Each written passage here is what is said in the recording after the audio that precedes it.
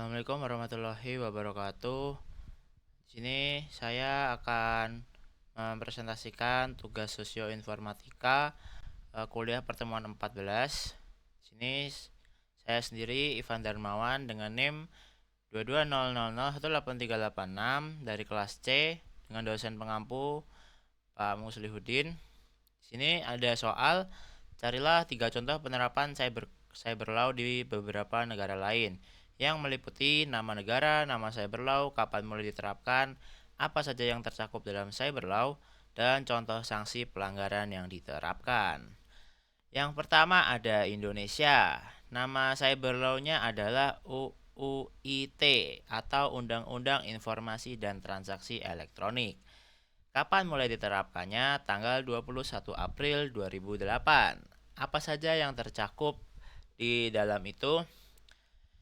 Nah, UU ITE dirancang untuk mengatur aktivitas dunia maya dan memberikan perlindungan hukum terhadap pengguna teknologi informasi. Di sini ada beberapa hal yang dicakup, meliputi 1. Pencemaran nama baik, yaitu larangan membuat atau menyebarkan informasi yang bersifat penghinaan atau pencemaran melalui media elektronik. Yang kedua, ada kejahatan peretasan, yaitu larangan mengakses sistem elektronik tanpa izin, termasuk hacking dan cracking.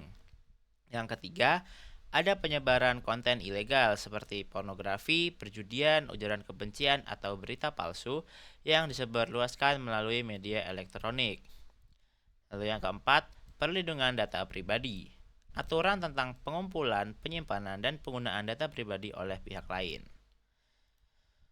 Dan yang terakhir, transaksi elektronik. Penetapan status hukum tanda tangan digital dan pengaturan kontrak elektronik. Lalu, contoh sanksi pelanggarannya yang pertama ada pencemaran nama baik. Di dalam pasal 27 ayat 3 UU ITE mengatur hukuman maksimal 6 tahun penjara dan atau denda hingga 1 miliar rupiah. Yang kedua ada peretasan. Di dalam pasal 30 mengatur hukuman maksimal 8 tahun penjara dan atau denda hingga 800 juta rupiah bagi pelaku. Yang ketiga ada penyebaran konten pornografi. Pasal 27 ayat 1 mengatur hukuman maksimal 6 tahun penjara dan atau denda hingga 1 miliar.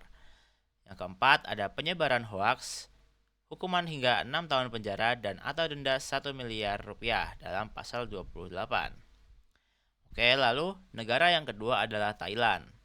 Nama cyber law-nya adalah Computer Crime Act atau kita singkat CCA. Kapan mulai diterapkannya? Itu pada tanggal 18 Juli 2007 dan diperbarui tahun 2017. Apa saja yang tercakup?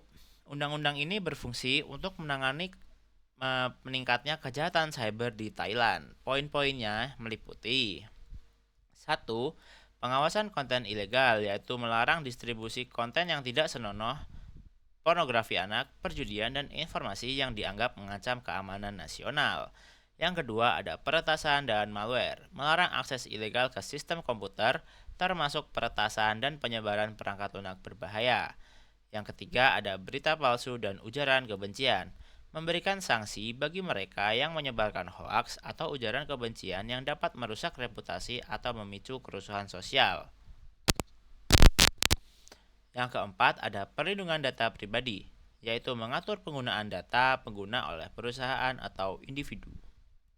Lalu contoh sanksi pelanggarannya, yang pertama ada peretasan sistem, hukuman pidana hingga 5 tahun dan denda hingga 100.000 baht atau sekitar 45 juta.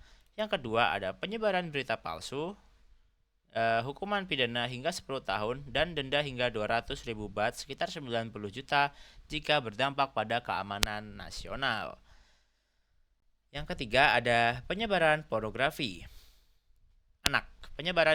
anak, yaitu hukuman hingga 7 tahun penjara dan atau denda hingga 140.000 baht sekitar 63 juta.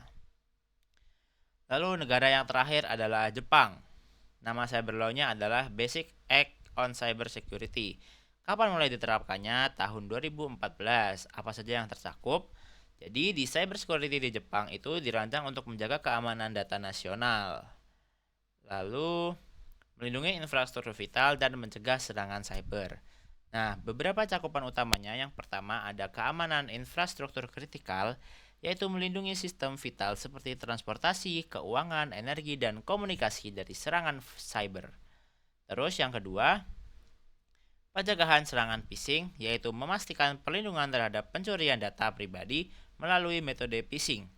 Yang ketiga ada regulasi malware, yaitu melarang pembuatan, penyebaran, atau penggunaan perangkat lunak yang berbahaya. Nah, yang keempat, kerjasama internasional, yaitu mengutamakan kolaborasi dengan negara lain dalam memerangi kejahatan cyber global.